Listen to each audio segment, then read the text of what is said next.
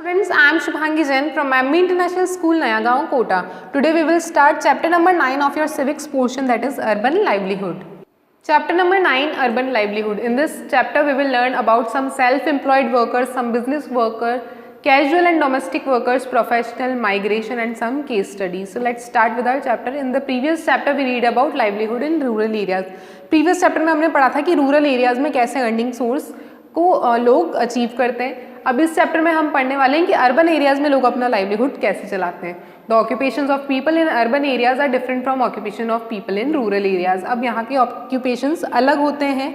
कैसे? While people in rural areas mainly practice primary occupation, ज़्यादातर rural areas में सिर्फ प्राइमरी ऑक्यूपेशन पे फोकस किया जाता है, जैसे कि फार्मिंग एटसेट्रा.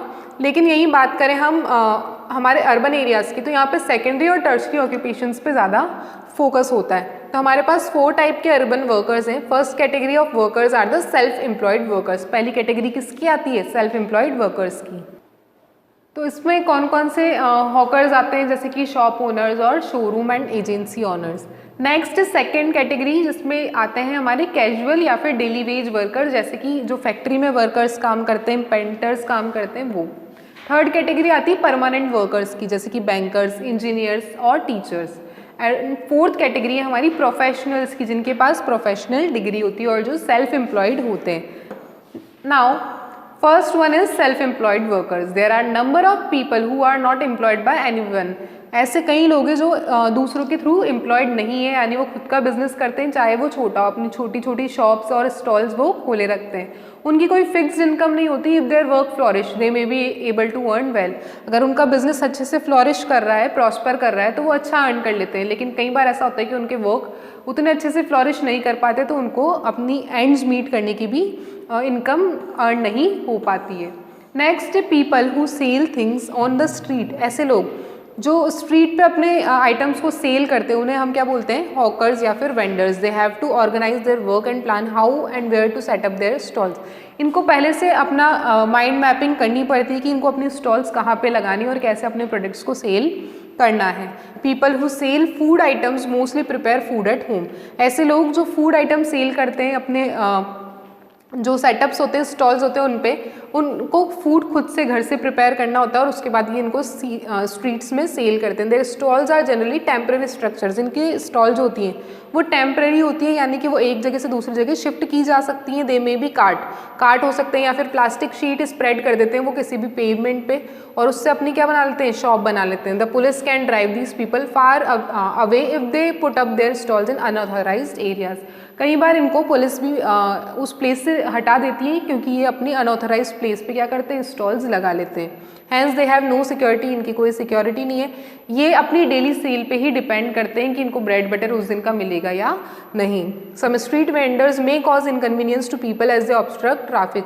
कई लोग इनको इनकन्वीनियंस भी प्रोवाइड करते हैं, क्योंकि इनकी वजह से जो ट्रैफिक होता है वो रुक जाता है, ब्लॉक, ये पेमेंट्स ब्लॉक कर देते हैं, पेडेस्ट्रियन को प्रॉब्लम आती है.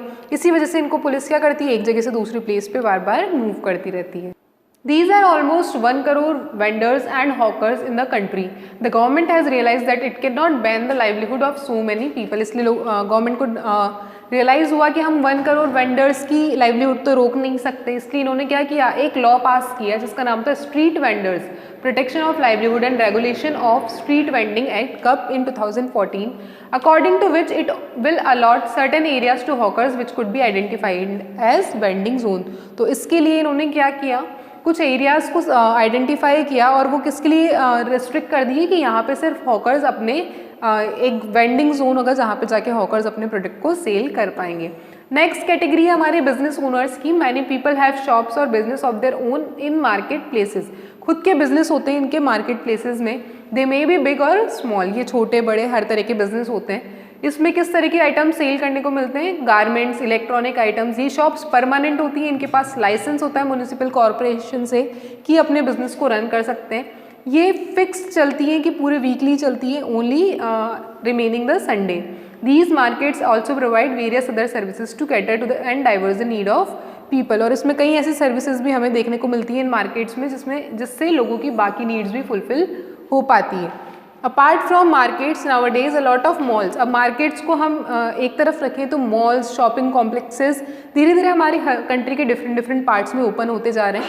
मॉल्स यूजुअली क्या होते हैं कि इनमें मल्टी स्टोरी बिल्डिंग्स होती हैं जिसमें हर तरह के आइटम्स, नंबर ऑफ शॉप्स आपको देखने को मिलती है। Many people own shops in malls and shopping complexes. तो पहले देखा जाता था कि सिर्फ जो बिजनेस ओनर्स हैं उनकी शॉप्स कहाँ होती थी, मार्केट में, लेकिन अब इनकी अपनी शॉप्स कहाँ पे रेंटेड रखते हैं, in malls also. Now, like Shabnam, some people work for another person or an organization and earn wages on a daily basis. As their employment is not permanent, they are required to come and work when the employer needs them. They are known as casual workers. अब अगली category हमारे पास आती है casual workers या फिर daily veg workers की। इसमें क्या होता है कि ये लोग किसी और के यहाँ पे एम्प्लॉयड होते हैं। अब जब उनको नीड होती है तो वो इनको एम्प्लॉय कर लेते हैं और जब मार्केट स्लो जा रहा होता है तो तब ये उनको हटा देते हैं। Factory workers, painters, masons, carpenters, ये सब किस कैटेगरी में आते हैं, कैजुअल वर्कर्स की कैटेगरी में। Casual workers are called for work during particular season. इनको किसी पर्टिकुलर सीजन में या बड़े ऑर्डर आने पे ही इनको एम्प्लॉयड किया जाता है, बाकी के टाइम पे ये दूसरे एम्प्लॉयमेंट में इन्वॉल्व होते हैं। इनकी जॉब्स परमानेंट नहीं होती है, इसलिए इनके पास कोई जॉब सिक्योरिटी नहीं होती है। अगर ये बीमार पड़ जाते हैं तो इनको अपनी अर्निंग्स छोड़नी पड़ती है। और if they complain about the working condition और देयर सैलरी, अगर इन्होंने किसी भी तरह की कंप्लेन करी अबाउट देयर वर्किंग कंडीशंस तो इनको क्या कह दिया जाता है कि you have to leave from the organisation. Often they have to work for very long hours for meagre income. तो कई बार इनको लंबे लंबे आवर्स तक वर्क करना पड़ता है on low income basis. Now the next type is domestic workers. Domestic workers कौन होते हैं, ऐसे पीपल जिनको पेड इनकम मिलती है, कैसे, हाउस होल्ड वर्क करके, जैसे कि इसमें आता है क्लीनिंग, वॉशिंग यूटेंसिल्स, क्लोथ्स, और इन सबको हम क्या बोलते हैं, ये सब काम करके ये बनते हैं डोमेस्टिक वर्कर्स। डोमेस्टिक वर्कर्स हम फुल टाइम भी होते हैं या फिर पार्ट टाइम भी होते हैं as per the employer need. Domestic workers are normally paid on monthly basis. ज़्यादातर इनको मंथली बेसिस पे किया जाता है और उनकी लीव्स जो होती हैं वो फिक्स्ड होती है। ये मंथली इनको 1 या 2 ही लीव अलाउड होती हैं। देयर एम्प्लॉयर्स में deduct there salary in case of more leaves. तो इनके जो एम्प्लॉयर होते हैं अगर इन्होंने टर्म्स एंड कंडीशन से ज़्यादा लीव लिए तो वो इनकी सैलरी डिडक्ट कर लेते हैं। There is no job security, इनकी भी कोई जॉब सिक्योरिटी नहीं होती है और ये कभी भी अपनी जॉब से डिसमिस किए जा सकते हैं। Now next category is permanent workers. Purvis aunt had a permanent job unlike casual workers. People who have permanent jobs cannot. तो पूर्वी की जो आंट है उनकी एक क्या है, परमानेंट जॉब है। तो बाकी अदर जॉब्स की तरह इनको ऐसा नहीं होगा कि कंपनी के पास जब काम नहीं है तो इनको हटाने के लिए कह दिया जाए। They receive a regular income every month. चाहे कंपनी के पास काम हो या ना हो, इनकी इनकम फिक्स है। दे ऑल्सो एंजॉय, इनके पास कई फैसिलिटीज़ होती है जैसे कि educational funds, provident fund, medical insurance जो कंपनी की तरफ से इनको प्रोवाइड किया जाता है। साथ में इनको हाउस रेंट और ट्रेवल अलाउंसेस भी मिलते हैं, यानी पर्क्स मिलते हैं। Most of them receive medical facilities which provides for the medical expenses of their facilities family. तो इनके पास मेडिकल फैसिलिटीज़ भी प्रोवाइड होती हैं थ्रू कंपनी, जो ये अपनी फैमिलीज़ के लिए यूज़ कर सकते हैं। इनको मेडिकल लीव भी प्रोवाइड की जाती है जिसके बदले में इनकी सैलरी डिडक्ट नहीं होती है। और इनको हॉलीडेज़ मिलते हैं on Sundays and national days. They even get some additional annual leaves, और साथ में इनको और कई ऐसी एनुअल लीव्स भी एडिशनल प्रोवाइड की जाती है।